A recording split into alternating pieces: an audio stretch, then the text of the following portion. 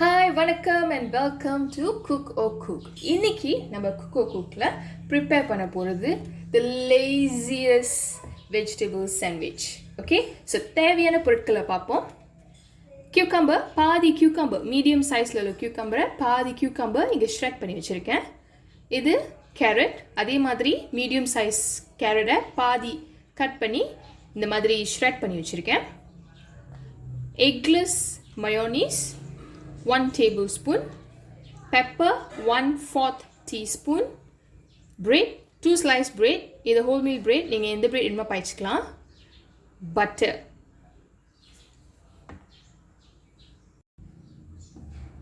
First ஒரு bowl எடுத்துங்க, உங்களுக்கு வாட்டமாக இருக்கிற bowl எடுத்துங்க.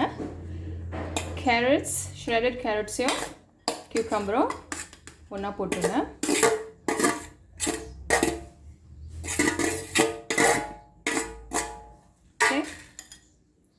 போட்டுட்டு you can take the mayonnaise, eggless mayonnaise, put it inside, and then together with the pepper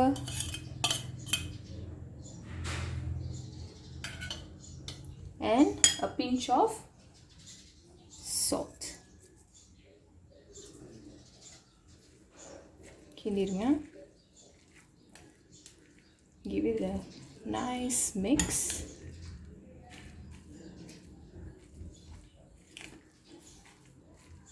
அப்படி உங்களுக்கு எக்ஸ்ட்ரா மயோ வேணும், டேஸ்ட்டில் எக்ஸ்ட்ரா மயோனீஸ் இருக்கணும் அப்படின்னு நினச்சிங்கன்னா no problem, you can add another tablespoon. There's no limit to mayo.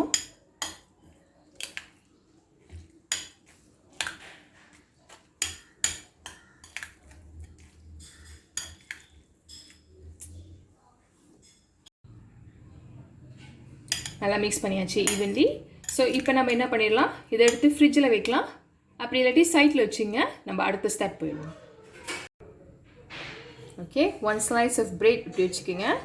Butter தேவையான அளவு, butter அமௌண்ட்டில் உங்களுக்கு கொஞ்சம் பட்டரியாக அந்த மாதிரி பிடிக்கும்னா யூ கேன் அப்ளை எக்ஸ்ட்ரா. நல்லா தடவிடுங்க, தடவிட்டு 2 பிரெட்லேயும் தடவிடுங்க. நம்ம இப்போ டோஸ்ட் பண்ணிடுவோம்.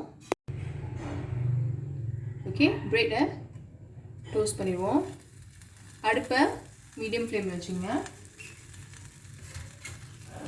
உங்களுக்கு அந்த மறு பக்கத்துலேயும் பட்டை தடவணுன்னா தடவிக்கலாம், பிரச்சனையே இல்லை, எக்ஸ்ட்ரா டேஸ்ட். இந்த மாதிரி கோல்டன் ப்ரௌனில் இருந்தால் தான் அந்த வெஜிடபிள் சாலடோட சேர்த்து சாப்பிடும் போது நல்லாயிருக்கும். டோஸ்டட் பிரெட் வந்துட்டு நம்ம இங்கே வச்சுருக்கோம். ஸோ இப்போ என்ன பண்ணுவோம், சாலட் எடுத்து இந்த மாதிரி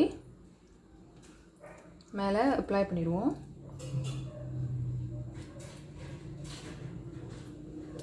கீழே இந்த மாதிரி இருக்கும், இது இப்போ நீங்கள் அப்ளை பண்ணாதீங்க, இல்லாட்டி உங்களுக்கு நீங்கள் சாப்பிடும்போது ஒரு மாதிரி ஊற்றும், சாகியாக அது மாதிரி ஊற்றும். ஸோ அதை சேவ் பண்ணி வச்சுருங்க, மேபி லேட்டு நீங்கள் டிப் பண்ணி சாப்பிட்லாம் அதை. ஓகே, ஸோ another bread மேலே இப்படி வச்சுட்டு கத்தி எடுத்துட்டு cut it இந்த மாதிரி ஸ்லைஸ் பண்ணிட்டு then if you see it's ready.